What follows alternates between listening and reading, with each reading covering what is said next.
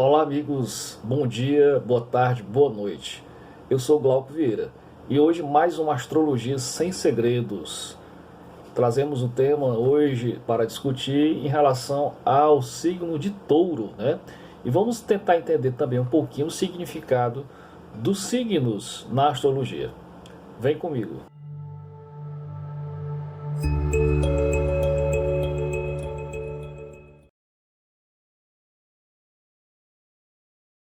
Por que falamos signo? A própria palavra signo já nos remonta à ideia de símbolo, já nos remonta à ideia de que há o quê? Um padrão de significado, né, que codifica exatamente o sistema simbólico astrológico. Então, é importante a gente entender, começar a entender que nós não nos resumimos só a signos, né?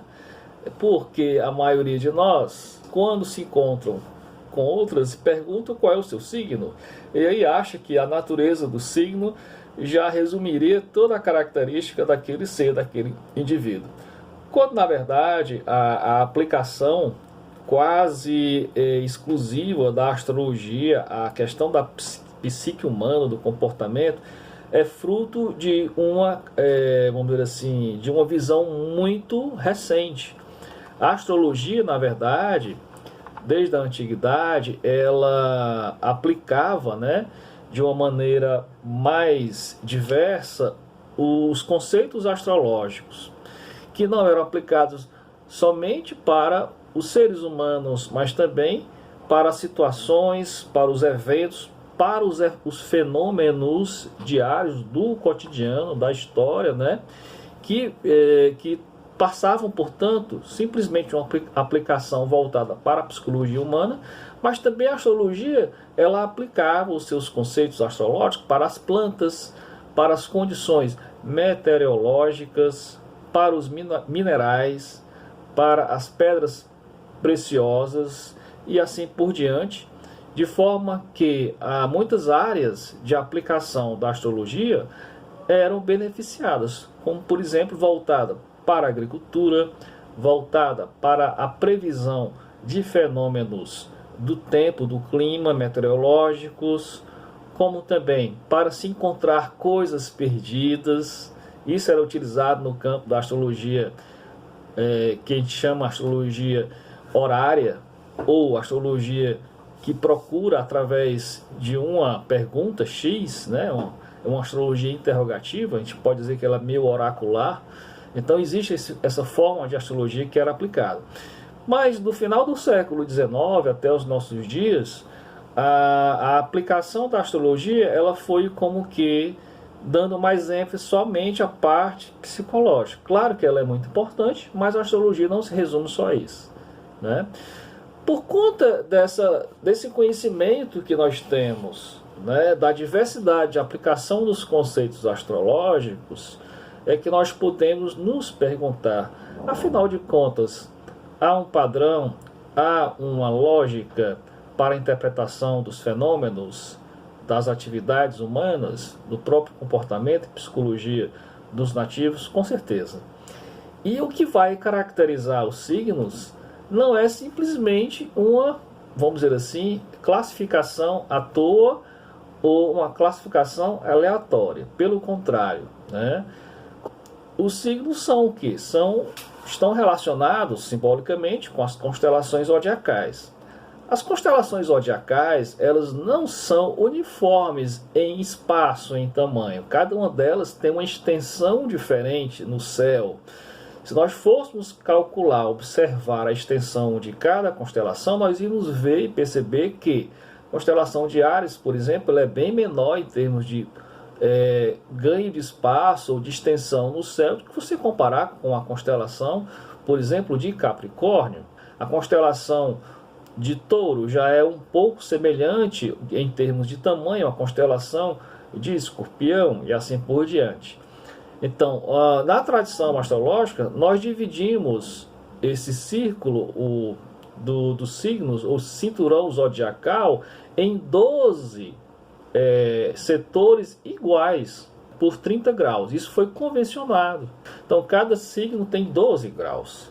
Então, essa convenção, observe, ela não entra na característica astronômica. Não confundir o sistema astrológico, que é um sistema simbólico, com o sistema astronômico, que é um sistema que tenta, a partir da observação puramente exata, material, né, concreta, estudar a extensão das constelações no caso, né? Mas não é a mesma coisa para o sistema astrológico, é bem diferente. Então, a astrologia tropical, ou seja, a astrologia que tem como referência a Terra, ela não é uma astrologia sideral, ela não observa os astros a partir da centralidade do Sol, mas da centralidade da Terra, daí chamar de astrologia tropical. Então ela vai se basear exatamente no movimento da Terra em função da relação com o movimento também dos astros. Então, nas estações do ano, nas 4 estações anuais, nós vamos ter, portanto, a representação do fogo, do ar, da terra e da água em cada uma dessas estações. E cada elemento da natureza vão ter qualidades primárias próprias. São qualidades primárias essenciais que, por exemplo, o fogo, ele é quente e seco. O caráter quente é um caráter de expansão, é um caráter que legitima o calor enquanto uma qualidade interna do tempo, de ir adiante, de se expandir. Essa é a natureza do caráter quente.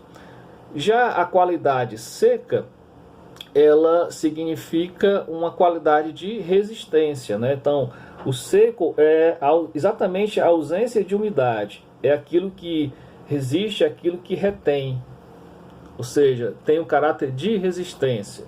Então, o caráter frio, ele significa aquilo que se volta para dentro, aquilo que se enraiza, que retorna, é o caráter frio. E o caráter seco, esse, como nós já falamos, é aquilo que retém, aquilo que guarda, aquilo que mantém, né? Então, a característica de Touro é fria e seca. Nós pegarmos, por exemplo, o signo de Câncer, né? Câncer é um signo que está pautado pela água. O elemento associado ao signo de Câncer é a água. A água, ela é fria e úmida. Como nós vimos, o caráter frio, essa qualidade, ela imprime o que no ser? Aquilo que se volta, aquilo que se enraiza, aquilo que volta para si. E ao mesmo tempo é úmido. O caráter úmido é aquilo que é adaptável, é poroso, aquilo que se ajusta às condições, aquilo que de uma certa forma transpõe, comunica. Então isso é o caráter úmido.